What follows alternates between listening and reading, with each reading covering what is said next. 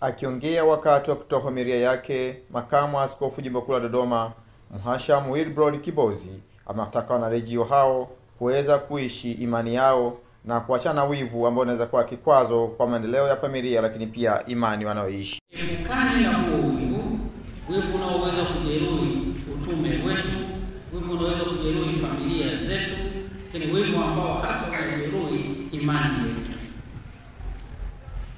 Mama Bikira Maria anatusubiri, anatualika tuwe pamoja naye, tukubali kumpokea na kuishi naye katika maisha yetu ya kila siku.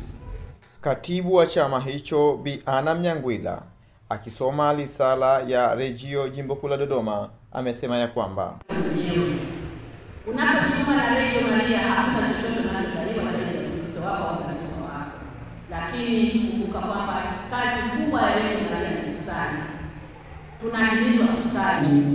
Tunashukuru Mungu kwa mwaka huu 2025. Tuna jumla ya wanachama 1520. Walioshiriki sherehe zake ni wanachama 500 kutoka kundi la 7 kati ya 10 zilizopo jimboni, ambazo tumezifikia mpaka sasa kama kijimbo.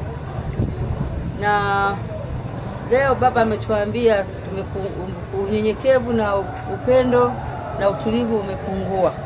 Basi mimi nawasihi wanarejeo wenzangu, tuzidi kumuomba Mama Bikira Maria atusimamie, atuongoze, turudi katika ile hali kama Mama Bikira Maria alivyokuwa mnyenyekevu na mtii.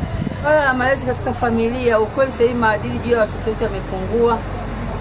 Na kupungua kwa sababu ya sisi wamama tumekuwa busy sana, hatukai na watoto, tukawapa mafundisho yanayostahili kuishi kijamii au kikanisa. Wamama tumekuwa busy na mikopo, tunakimbizana naye kuangalia mtoto ametoka shule, hajatoka shule, mtoto amefanya vizuri, hajafanya vizuri, kuangalia kwa busy na mikopo tu. Kivipi Kikristo katika familia? Tutakuwa kanisa la kesho la Mungu. Na wazazi wenzangu, tuwalee watoto katika maadili ya Kikristo.